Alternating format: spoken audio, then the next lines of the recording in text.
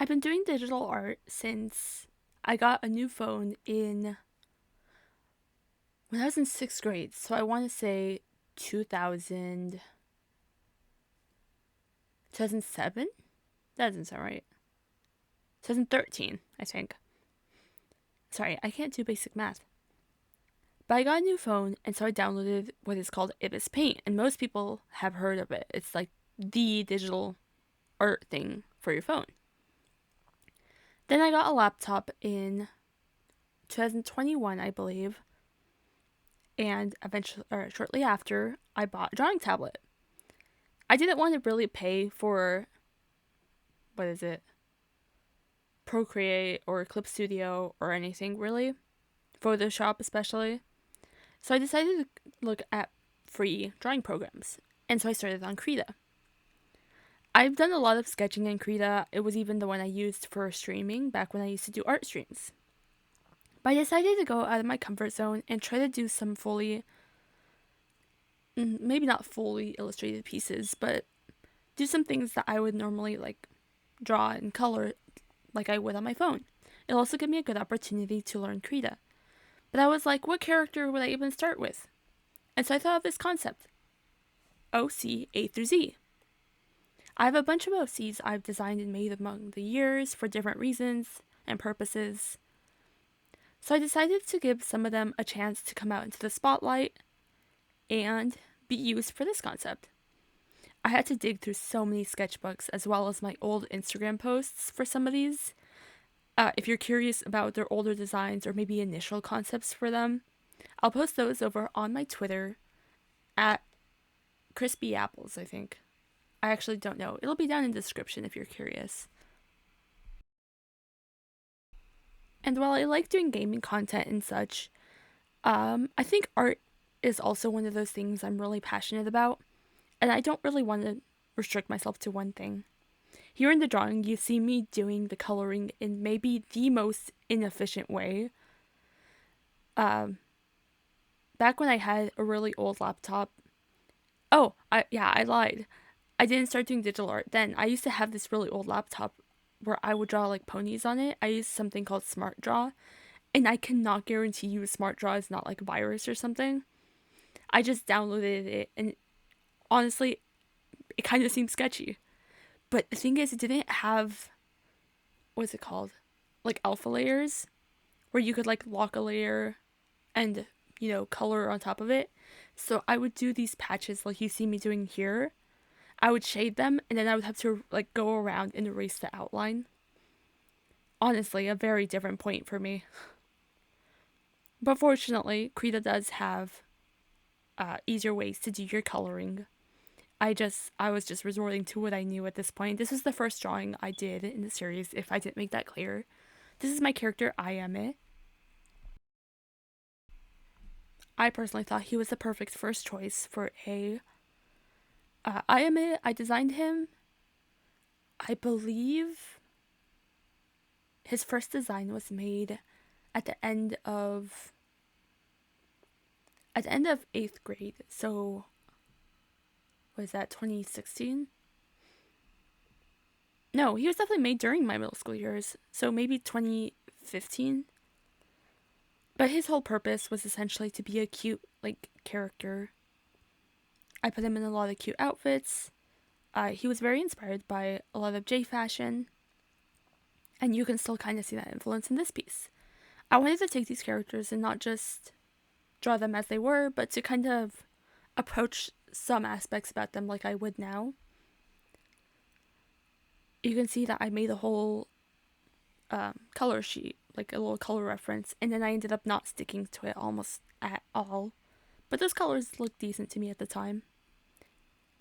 His outfit here, I took inspiration from a J-pop group called Lovesick by their outfits in Erabare Valentine.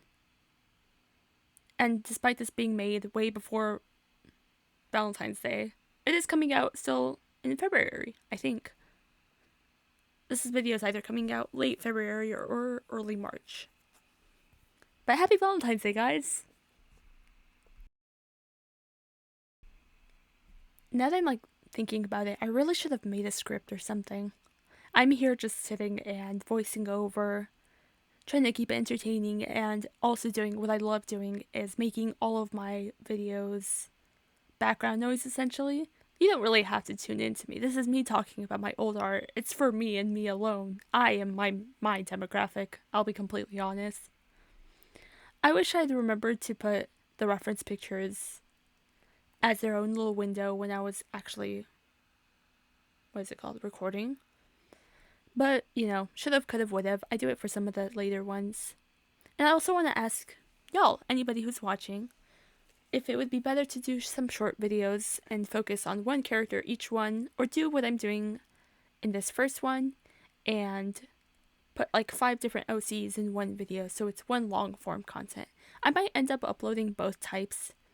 I might put all the short ones into a playlist or something that'll be unlisted from the main channel and just leave the long ones up. But we'll see what I get up to in terms of editing. You can see me here like messing around with different brushes and such. I did find one particular brush in Krita that I really enjoyed. I'm not sponsored by Krita, by the way. This is literally just me learning digital art for me and me alone. But there's like this watercolor brush I really enjoy. I think it gives you a great texture for shading. Back to talking about Ayame. As I said before, he was really just meant for those cutesy outfits. If I could do anything differently about this drawing, considering I drew this some time back, I think I'd make the hair lean a little more towards orange than yellow. I don't mind the yellow, or maybe make it a little bit brighter, because I feel like it just kind of meshes with the shirt color. I think it's just the hue and the value of it that's a little iffy. And by the way, a lot of these will be inspired by J-pop and K-pop groups, and I will talk about those influences. Everyone has their own inspirations for art, and recently mine, in terms of style, has been K-pop and J-pop groups. They help me push my outfits just a little bit more than, hoodies and jeans like I'm used to. For Ayame specifically, all I would put him in are some like off-the-shoulder tops and skirts. So I think deciding to give him a little bit more masculine outfit gave him a little bit more personality.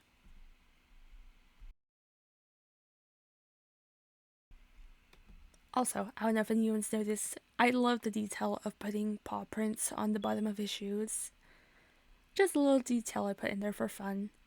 I would kill to have some shoes like that IRL. I also don't know if it's noticeable. I recently broke the pop filter on my microphone, so if the audio is a little funny in that department, you'll understand why. I'm too lazy to buy a new one.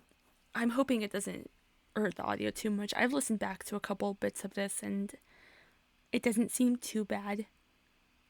So I'm hoping that's not too much of a problem, but we'll see. Again, let me know what you think.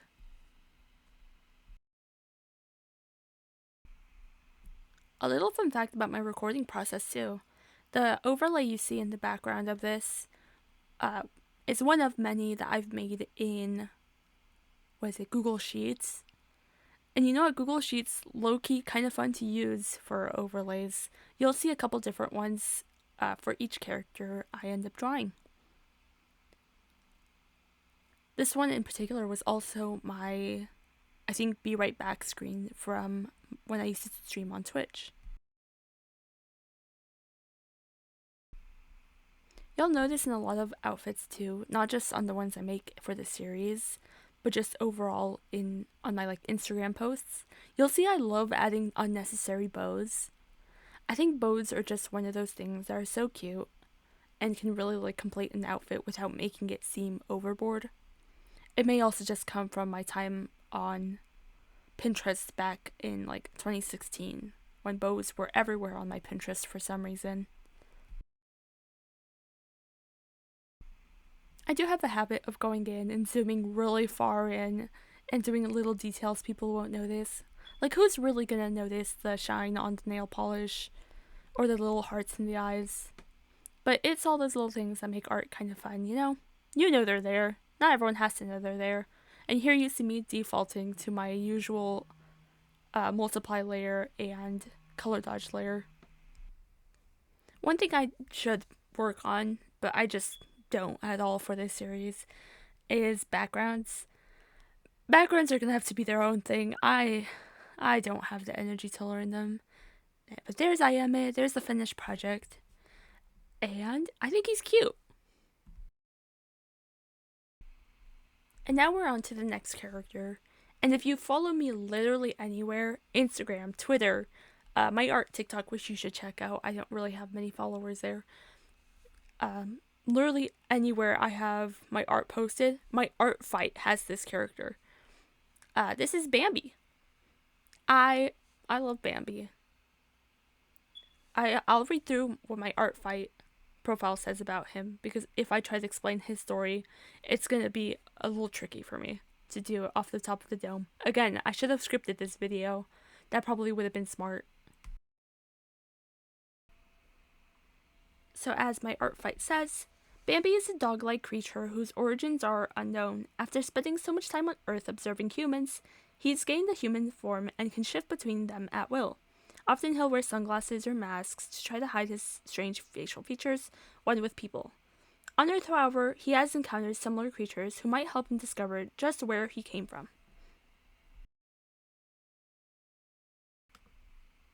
The universe, or the place he comes from, his origins are from hell. It's just that because of his appearance, he would never believe it. You know, he believes all creatures from there are more similar to his friend Erlich. Whereas Bambi has a lot more heart themes and very cute and pink themes to his character design.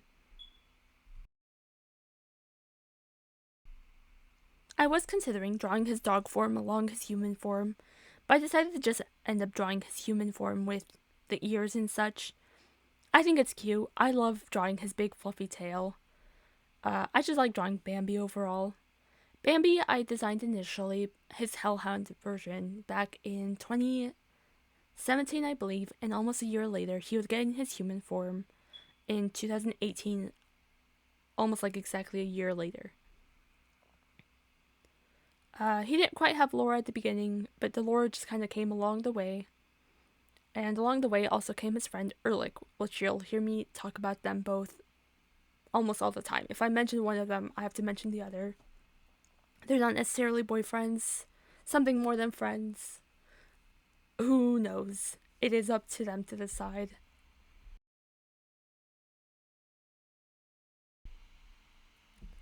The pose I referenced for this is available on Pinterest. Maybe I'll link it down below if I remember to. But credit to whoever posted it. I don't know why I never used Pinterest this much before. There's so many fun pose references. You can find basically anything. Oh, there's me figuring out how to put my reference into the actual recording video. But Pinterest has so many like fun outfit references. You could find like poses for basically anything. I think all of the poses I've done thus far have come from Pinterest besides the one for Ayame. Ayame's was done entirely off the cuff. Me just showing a starting point of where my colors and where my like posing ability started, and hopefully by letter Z we'll have another point of reference where I've improved, hopefully. The outfit, however, for Bambi was almost entirely also off the cuff. I'm a huge fan of oversized sweaters. Oversized sweater over like arm sleeves. I think that's so cute. And I gave him something very warm to correspond to his hellhound's very fluffy shape.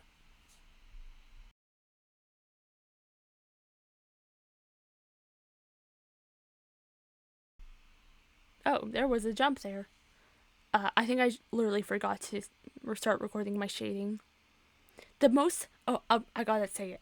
The most annoying part of drawing Bambi for this video was doing his freckles. Krita has a lot of fun brushes. You're gonna see me struggle with this. I had to do the freckles essentially by hand. I just had to dot across my screen. I was hoping for any kind of brush I could use that might make it a little bit easier.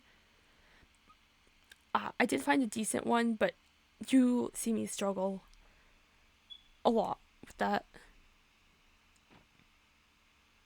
You'll know uh, an art tool is good if it has a something you could use for freckles. Krita was lacking in this regard.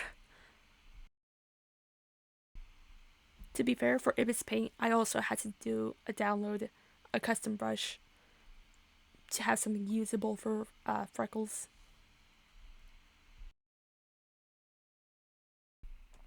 Overall, Bambi's clothing style is always very comfy, very pink, very brown. I love the color combination pink and brown. You'll notice that if you ever look through my art. I don't know if I do it as much anymore, but definitely around the time when Bambi was designed, I loved the pink and brown combination.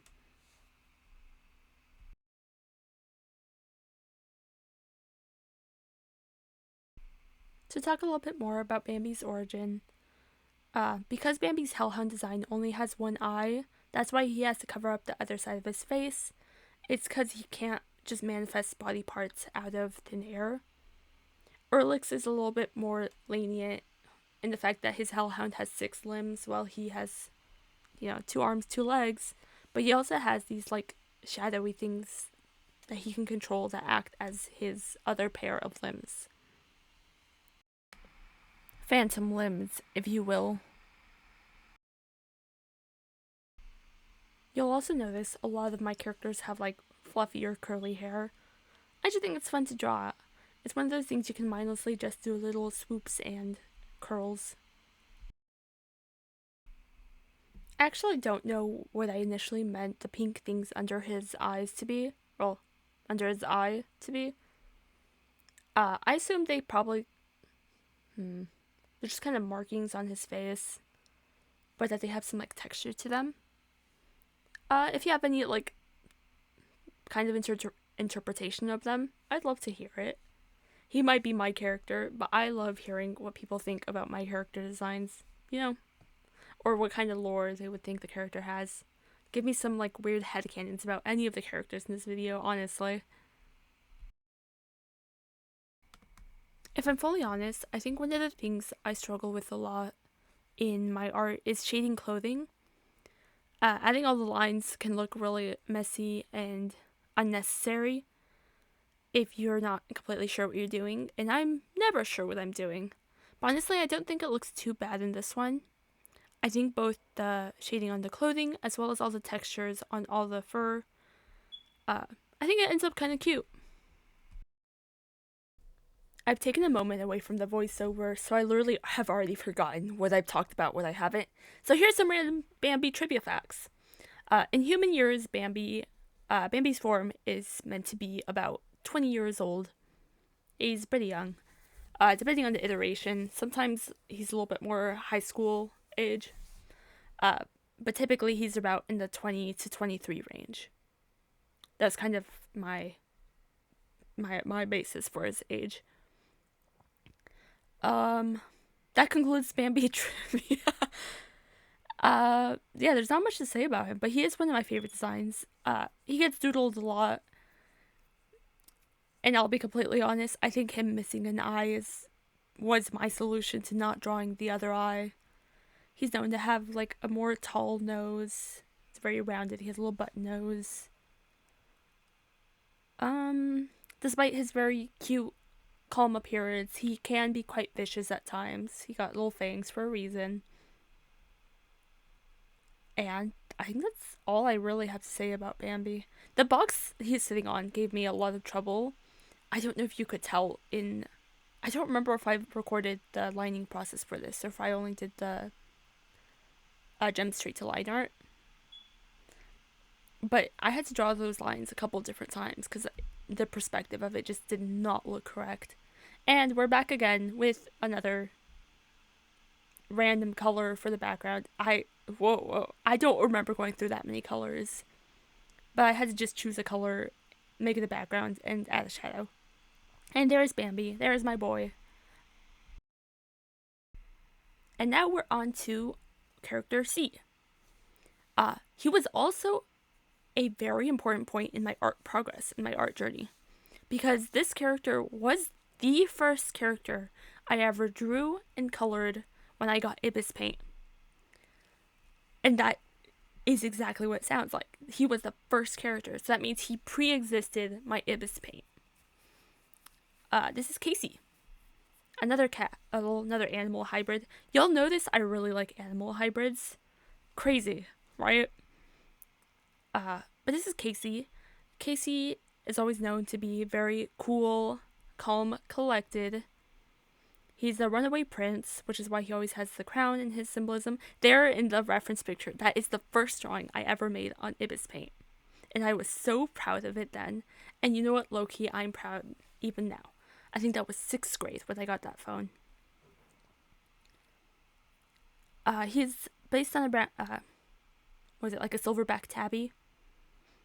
Wow, look at me actually basing people on like actual existing cats. I don't know what it would have been. He's just a blonde yellow cat.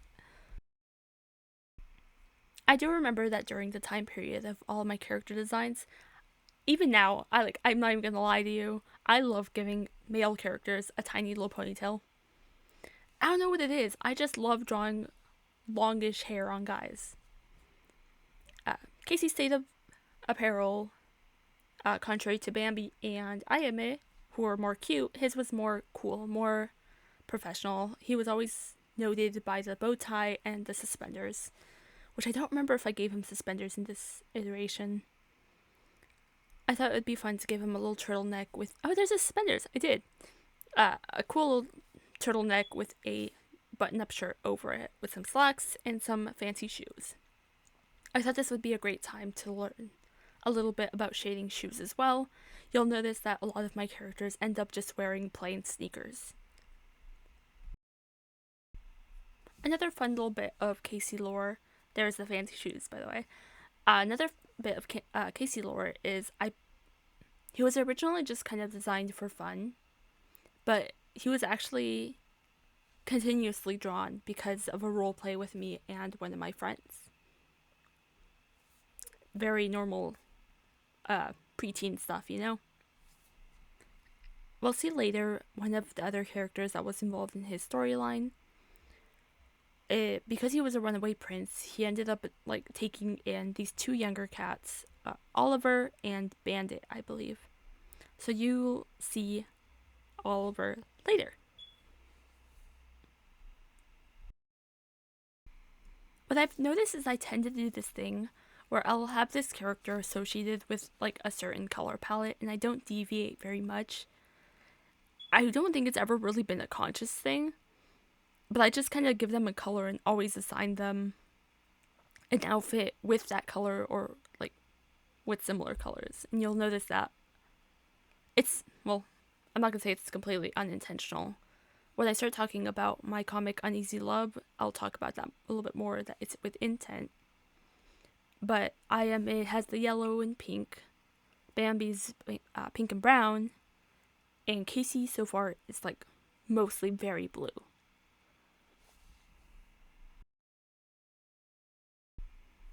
I think skin and like hand details are some of the hardest things to render for me. The thing is, I can never decide between doing a very simple kind of rendering or if I want to like actually get all those little details in there, you know, like the bumps and stuff on the hands. It's never really consistent, but that's art, baby. I do think I mentioned before, I had to go through like the depths of some of my old profiles to find some of these characters. Casey, I did remember I had Casey. I have a couple traditional sketches of him, but I had to go and seek out my really old DeviantArt to get this first picture of him. I had a speed paint up on YouTube as well, but I think I deleted it at some point, and I'm so sad. Honestly, icon. He was one of the main characters I had, because he was like one of the only characters I had with story in middle to high school. I don't have very many words about the actual process of this drawing. I'd say references are truly your best friend. I like how the hair ended up here. That was done by memory head or whatever. which I'm kind of impressed with, low key. I tend to struggle with shading hair these days. It was a good time to experiment with a sitting pose. I think notoriously sitting poses are one of those hard things for me to draw. All my characters are usually standing, crouched, or whatever, but drawing a front on sitting pose where I have to think about how the clothes kind of fold, I stuck very heavily to the reference picture. But overall, I think the actual process didn't go too bad. Look at those shoes. I'm literally so proud of those shoes. I like these types of shoes. I just do not draw them often because they are, in my opinion, hard to get right. It's really easy to make them look like stained or like you just walk through flour. But I think overall I did pretty well in the shading. You'll see me go into a lot of little detail. I'm trying to think if I have any other fun Casey facts. He's a runaway prince. He is currently, most iterations I draw of him are in his like mid 20s, 25, 26. He's tend to be pretty mature, pretty reserved. He has a hard time getting close to people. I know there's a reason he like ran away. I do not remember what it was.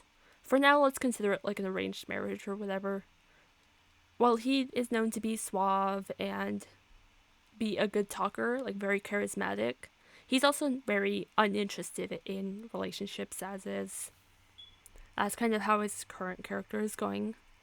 I doodle him every now and again, but he hasn't had much story progression since,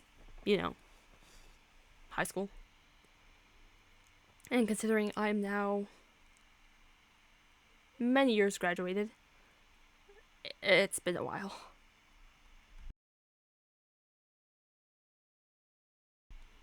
These pants, I don't know, maybe it's because they're white. They were a nightmare to shade. I'll be so for real with you right now. I couldn't decide between going more gray or maybe keeping them very cool or maybe going in with a warmer color. It just doesn't look quite right in my opinion. I think a lot of the little shading details, like the details in the socks and the details on the pants, didn't go well. The shirt shading was fine. It just could have been darker towards his torso, like his more stomach region, to indicate that he's slouched over a little bit more. Because compared to the reference picture, where it's a more bulky, flowy sweater, like more oversized, the shirt probably would have had more folds, been darker, because he's hunched forward, and that part would have been in shadow. A little thing I would have fixed if I could do it again. And I might go in and fix it, but it doesn't matter now. I think I already posted these to Twitter.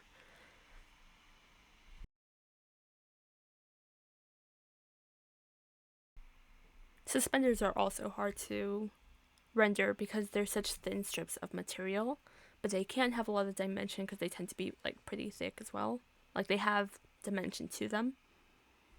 So that could be tricky. There's those beautiful blue eyes of his. Eyes are one of those things I don't draw consistently, considering like the pupil and such. So sometimes they're like a little oval slit with a white pupil. Sometimes I'll draw a black pupil and then just do a lot of highlights. It varies. I think this was also a fun time to mess around with lip colors.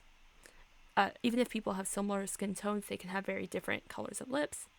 And not to glaze myself, but I love the shading on the crown. It's very simple, but I think it worked really well in making it have that very round shape, but not making it too flat.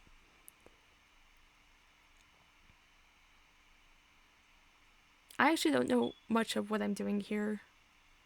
Oh, there's the box. Iconic. If you're ever in doubt for how to pose a character, just sit them on something. I think he looks pretty cool. There's that simple color. There's that shadow. Oh, I guess there wasn't the shadow. There's the shadow. There's the name. And that is Casey.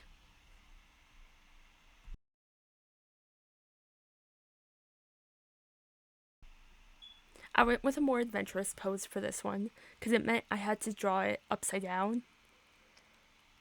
And it's also drawing it from an angle I typically wouldn't consider. This is my character for D. I looked at this pose and I thought it was so fun. I never really do much foreshortening, so having to draw the torso at an interesting angle was interesting for me. This is my character, that one, or D1. You see the reference picture.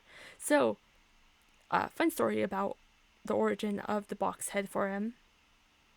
In universe, because he's an android, most androids will have that box because it has the little antenna on the side of it.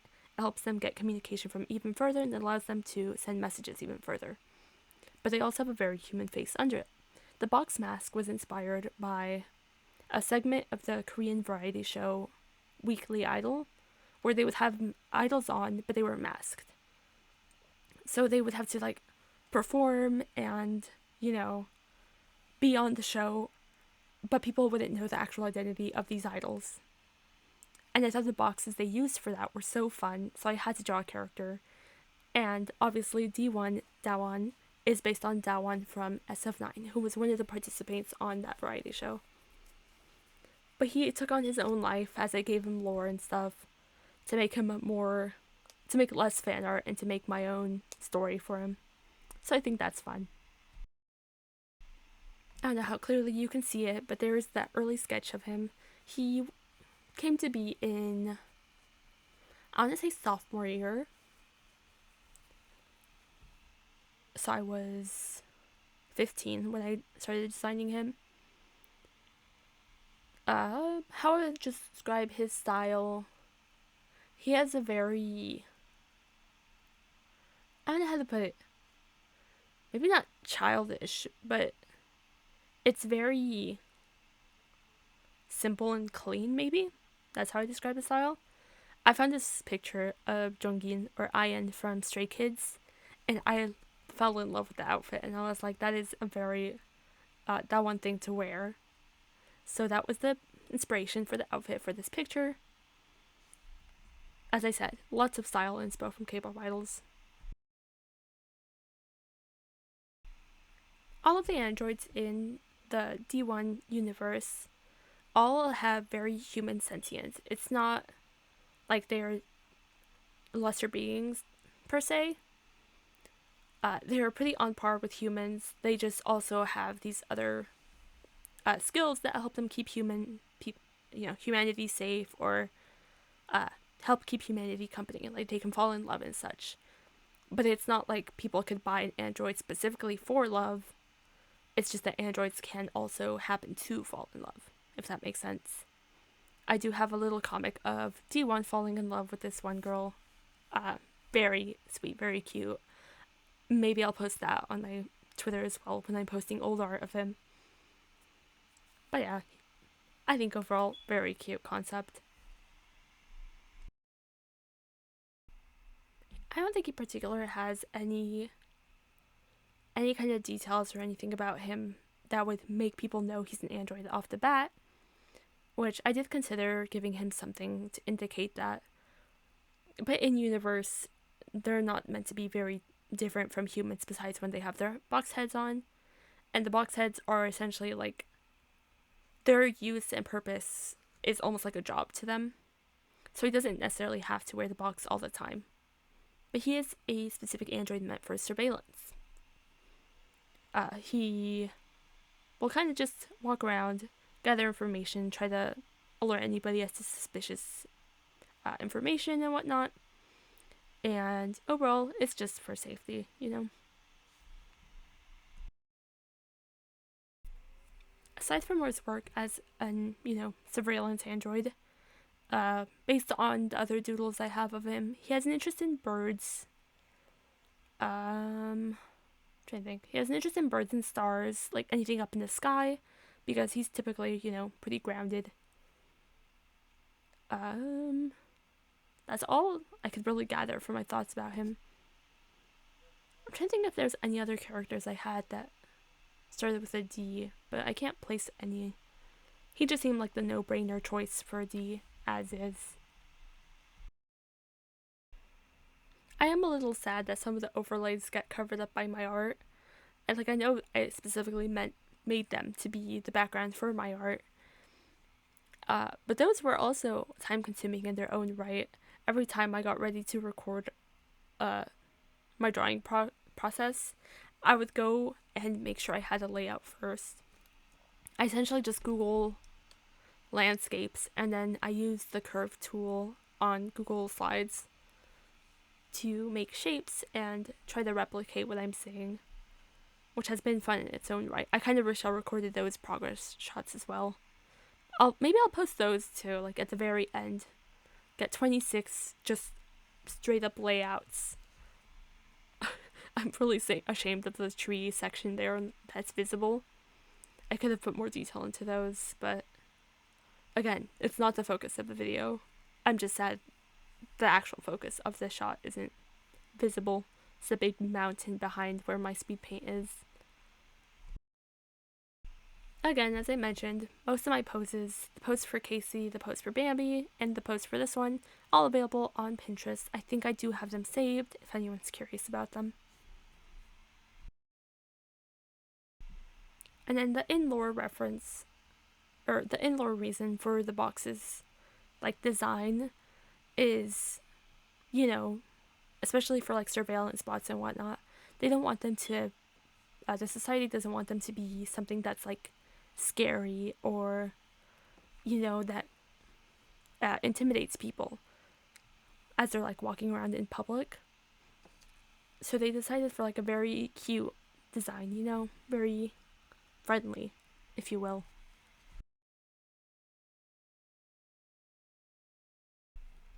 I do think it was a good choice on my part to change up how the arm is positioned.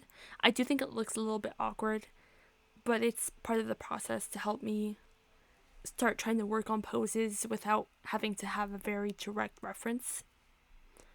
I need that practice. I need a lot of posing practice. I feel like my characters suffer from, not just my characters, my art suffers from doing the same couple of poses, and I believe it's because I choose my size of canvas before I really decide on what I'm drawing, which leads to them being confined to the canvas size rather than them being like on the canvas. Again, if that makes sense. Changing up details from the reference picture also means I don't have a direct reference for the shading, so that also helps me build that skill and try to interpret how would this movement mean the light changes on the sleeve or whatever. Which, you know, again, good thing to think about. I don't know. I love these pants. I think this outfit was delivered by Pinterest themselves because it was so perfect for the character when I started searching. As far as outfits go, I was also considering giving him shorts and a t-shirt with a long sleeve striped shirt under, because that's a very Daewon outfit.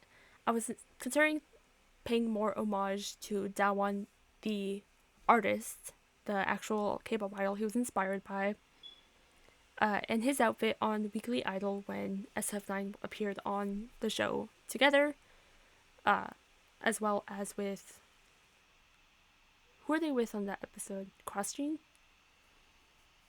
But yeah, I'm a huge SF9 fan. If you haven't gathered, they're having a comeback soon. So if anybody out there is a K-pop fan, or even if you're not and you just want to get into K-pop, they're having a comeback March.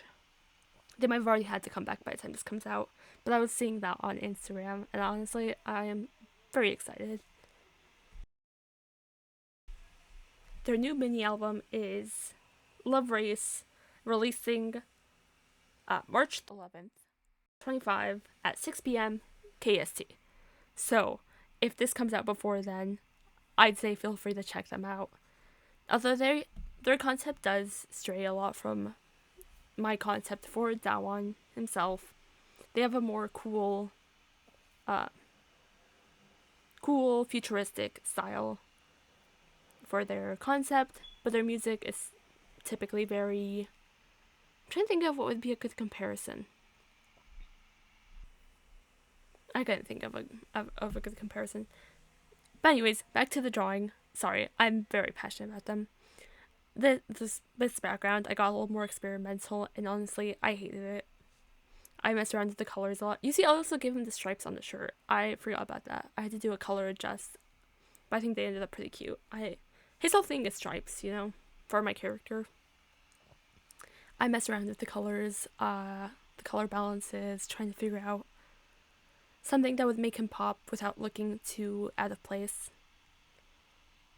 I think that's the one I end up going with. Oh, nope. Changed it again. That's what I go with. There's a name, D1. Oh. Flashbang by Banby. Oh, no, I changed it again.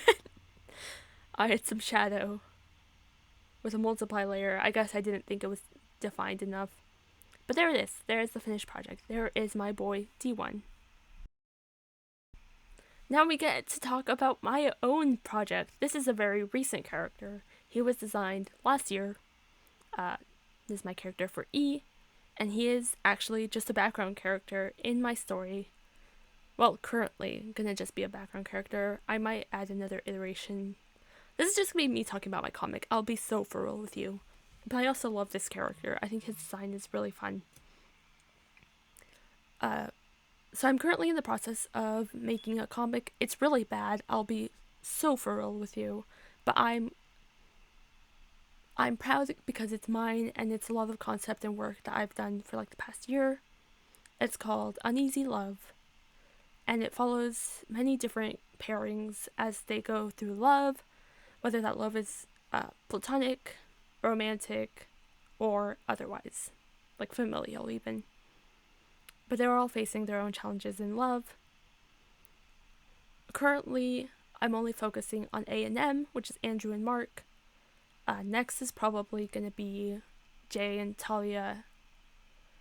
But the problem there is Jay, Talia, Layla, Christian, and Gabriel's stories are all pretty intertwined. And that's my main cast. So the next book might be a little bit harder to write, but so far we're focusing on Andrew and Mark, who are the main protagonists. Andrew is struggling with his own familial love, as well as struggling with his romantic love, and as is Mark. They both don't come from a great home life for varying reasons. And that's all I'll really say about it so far. But there's a lot of other concept stuff, and I'm trying to make updates every month, but that means I'm rushing my art, and it's a journey. This is a manual. I've drawn him a couple times before. I have more sketches of him on paper than I do digitally. What can I say about him?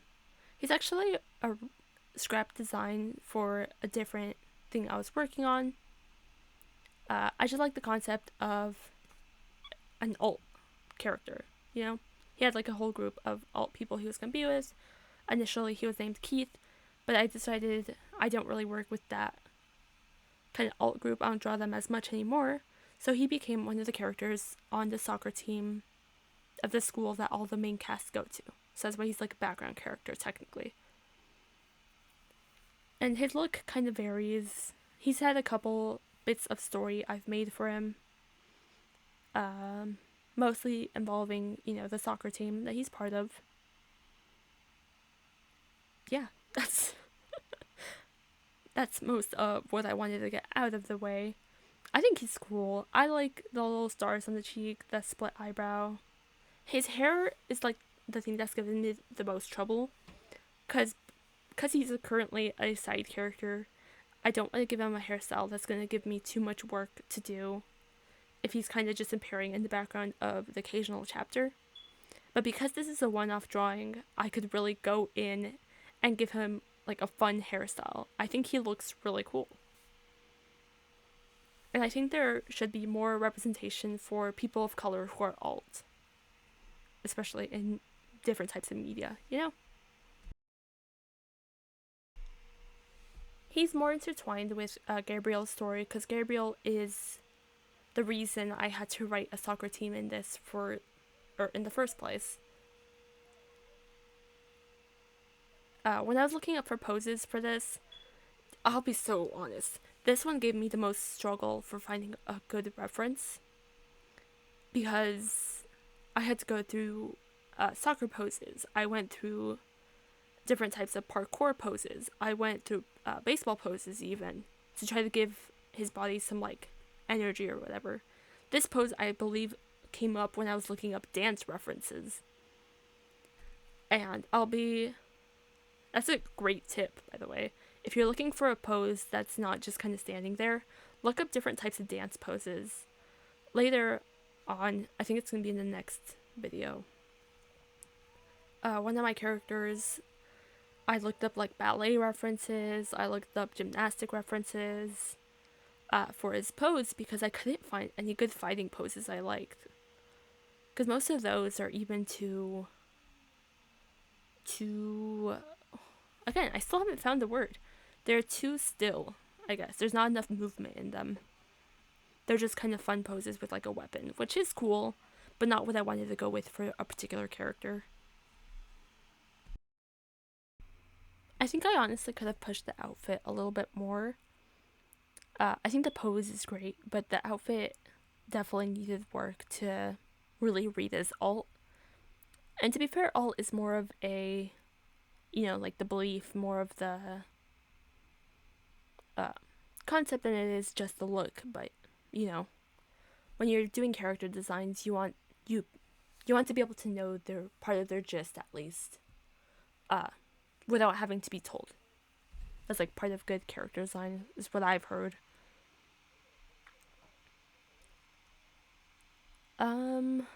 For the comic, I still don't know what I'm gonna do with the hairstyle. He does have a video on my on my alternative art TikTok. Not alt as in the subgenre, but alt as in not my main TikTok. About him and another character, Lucas, on the soccer team. But that's like non-canon to the comic. That was just a fun little one-off thing. The thing is, so I did this thing where I will be writing my comic, and then I'm like, damn, these characters could totally be in love. And then I'll do like something like on the side for them, and then I'll be like, damn, what could have been? And then I make it non-canon. But it's because, you want to express kind of different things when you're writing for your own stuff, right? Like, the point isn't to make everybody have a love interest, so a lot of the relationships are left vague or left very platonic. It's on purpose, by the way. It's just Mark and Andrew already kind of are the focus for a romantic relationship. I don't want the whole thing to be focused on romantic love. That's why it's called uneasy love, the different kinds of difficult love. In concept, I think the comic is really well. In execution, I am struggling. I am a one-man team. But, if I get all the concepts out and all the writing at least mediocre, maybe eventually I could go back and just redraw panels and try to express my true intent with it, something like that.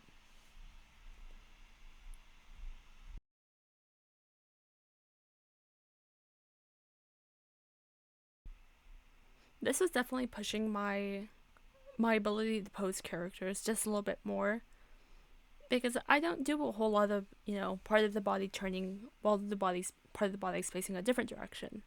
That's not something I do in my art a whole lot. So I thought this would also be a good pose to kind of push that a little bit. Some short facts about him in terms of his character in the comic. He was the second character on the soccer team I ended up designing, but initially, the name was Keith, and he was inspired by a character I had previously, as I said before. But in my notes, the first drawing I have of him, he's listed as my favorite he, they, and I still stand by that. The only reason he was the second character designed for the soccer team is because the first was obviously the captain, and I don't know if I've posted any drawings of the captain. His name is Pearl, and I love him very dearly. In my notes, Emmanuel is listed as being 16 years old. I'll probably stick to that. Some of the characters' ages are left like very vague, and it's not for any reason in particular. It's just kind of based on grade, not necessarily age. Eh. Another little quick fun fact about him: his full name is Emmanuel Spades. I think Spades is such a cool last name. There's no particular reason for it. A lot of them just kind of have last names. They're not very pertinent to the story, but it gives the character a little bit more, well, character. There's gonna be a little bit of lore that I'll only talk about here, particularly. Um, so the origins of Uneasy Love are actually surprise to no one, based in something related to K-pop. So there's a Korean band called Day 6, and they released a trilogy a couple of years ago. It's been a while now. And it's technically 4 parts, but everybody kind of forgets about the last one, so we're not going to talk about it. But it's When You Love Someone, I Loved You, and I forget what the third one is. But they have like a storyline across those 3 music videos. And I initially wrote a fan fiction based off those. And it was just kind of very took inspiration from the music video, but it wasn't necessarily trying to create a cohesive story. It was just about the silly little relationships I could find within it. Because a lot of people agreed that Wonpil and Sungjin were. Wonpil was just in love with Sungjin. Like, there was nothing else that could have been. Now that I watch it again, I'm like, it's probably just Wonpil watching out for his friend Sungjin, who is in love with somebody who won't love him back. But I'm getting ahead of myself. So I wrote a fan fiction, and I think it was called Love We Can't Stray From, and it's so shameful to say, but it is still out there on the Wattpad. If you can find it, props to you, because it took me forever to be able to find it again. And I can't remember my Wattpad password, so I can't delete it. That aside, I went back and I saw like parts of that fanfiction I was writing and some of my old concept stuff, and I was like, you know what, this is not half bad. Like, some of it's like contrived or whatever, like very middle school, but I'm like, this isn't half bad. And so I took elements of that, and then that's where Uneasy Love came from. I redesigned the characters, I gave them different names, different personalities. There's like little aspects that are the same, like little tiny semblances to the original inspiration, but overall it has become my own story. But that is the origin of Uneasy Love, and I think I will only ever mention that here, because I don't know. I don't know why I'm embarrassed, but I'm low-key embarrassed. I think it's just the fanfiction aspect. Not that the fact I made fanfiction. Most people don't make fanfiction of sorts. But it's just that the fanfiction was bad, and also, I don't know. But there's that lore. I didn't think about it when I first made the sketch that I would have to go in and shade all these little beads and bits. And honestly, I should have known. But overall, I'm really happy with the shading in this piece. I think it does get a little simple compared to some of the other drawings I did, but I think I did my character Emmanuel justice. And I'm glad I didn't stick to just the pure blue. Oh, I said I was going to mention the whole color thing when I got to Uneasy Love. Each of the characters does have like a color assigned to them to make things easier for me in terms of making color palettes. As you can tell, Emmanuel's is like dark blue. Who else is gonna... I have a couple of the Uneasy Love cast in... Or I think it might just be Emmanuel and Gabriel. Gabriel's color is orange, specific, like just orange. Christian's is cyan. Layla's is pink. Talia's is purple or green. Oh, well, that's the end of my time. There is Emmanuel. There is my boy.